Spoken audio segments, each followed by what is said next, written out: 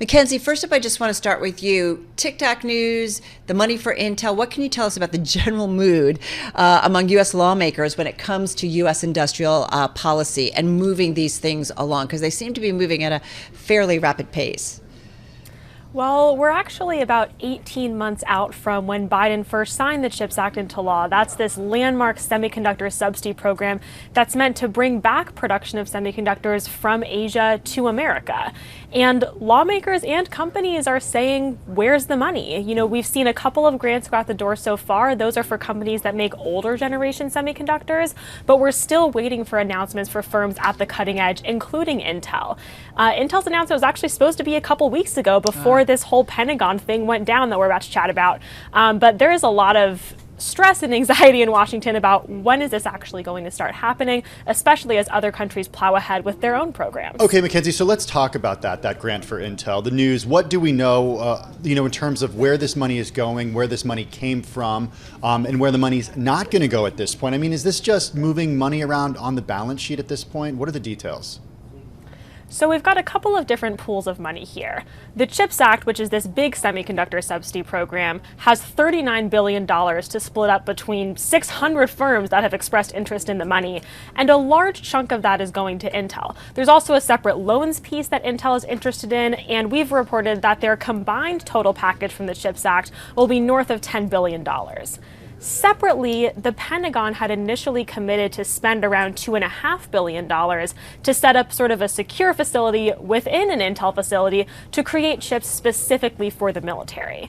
And Commerce, which runs the CHIPS Act program, was also going to share a portion of that cost. Now, what we reported yesterday is the Pentagon has pulled out from their portion.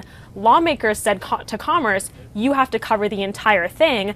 And forgive the pun, but it's not really clear where the chips will fall on this one. The Commerce Department is actively hashing it out with all of the companies to figure out where they're going to come up with several billion dollars that they didn't realize until a couple weeks ago they were on the hook for. All right, so Ian, come on in on this. What's your read on what this means for Intel and more broadly about kind of the semiconductor industry here in the United States?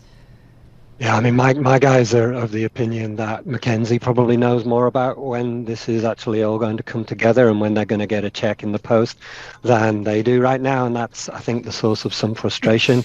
For Intel, this is either an excess of what they were going to get and a good thing, or it's not. And if it's in excess of Intel will get, then that hurts everybody else because the pool shrinks, and that's bad for some of these other projects, and that's making other companies unhappy or worried.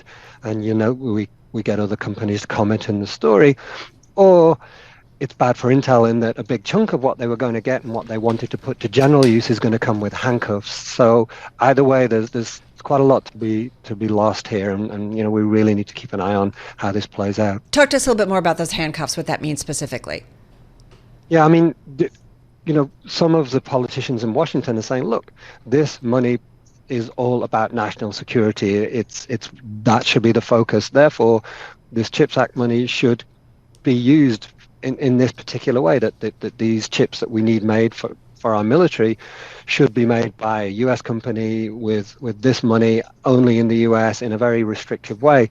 And that it's not bad to have business like that. Intel wouldn't be taking that business on if it was bad business, but it doesn't give them as much flexibility as they want. They want to make chips for everybody, and if a certain amount of their plants and their funding is focused only on this area, then that is not ideal for them. Hey, Mackenzie, help us understand what sort of the holdup here is. I mean, there's no question that if Democrats and Republicans agree on a few things, one is certainly, and we're going to talk about TikTok in just a moment, but it's certainly the idea that investment in U.S. chip companies needs to increase, especially given the concerns about this technology getting to China. What's the conversation that's happening about the holdup here and why this is taking so long? So, I mean, one thing to keep in perspective is this is a decades-long investment from Washington. And so when you ask the Commerce Department about what their timing looks like, they say, we're moving quickly, but we're going to take as long as it requires to get it right. A couple of weeks don't make that much of a difference in the grand scheme of, is Intel going to become this American champion chip company? It does make a little bit more of a difference if you're running for re-election. So there are some competing factors here.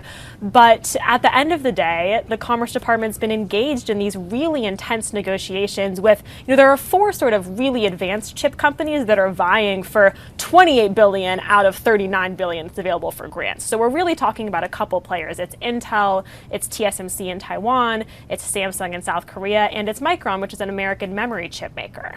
And they're engaged in intense negotiations with those 4. They don't want to give them a penny more than they need. The companies have asked for twice the funding that's available. So it's not surprising that it would take some time. But this whole Pentagon situation really threw a wrench in an announcement that, could have happened a bit ago. Mackenzie, just to follow on that, I do wonder how much of this is politics, how much of this is policy. And so just to play a little bit off of that, because we are in a presidential election year, and I'm thinking the layperson is hearing this and being like, well, why do I care about this? How does this impact me specifically, Mackenzie? I think that the CHIPS Act combined with the Inflation Reduction Act, which is Biden's signature climate legislation, combined with the bipartisan infrastructure law, these are 3 massive pieces of economic policy that have sort of formed the trifecta of what the White House has dubbed Bidenomics. And so while we're to lawmakers or to allies, the Biden administration is making a strict national security argument saying it's dangerous to have these chips over-concentrated with production in Asia. China is rising in this space. To the American people, they say, look at this $20 billion factory that's the largest investment ever made in Ohio. Look at the thousands of jobs that are going to be coming to upstate New York, to Arizona. So it's really this is American manufacturing. This is the revitalization of American manufacturing, and especially in some key swing states, Arizona in particular, where we have Intel and TSMC building, you should expect this to be a big part of Biden's re-election pitch. Hey, Ian, last question to you, just 30 seconds here. Help us understand, we talked about different constituencies here. We talked about Washington. We talked about the political base. But for investors, what do they need to understand about this trickle of money that's looking like it's pretty slow here? Best way to look at it is through the Intel lens. Intel does not have the money to do all that it wants to do. Government subsidies, government grants, government loan guarantees are a big part of its ability to go big or go home here. And they've made that clear to investors. And so if you want to put money to work in Intel, you want as much as they can get, as quickly as they can get, in order to help this turnaround.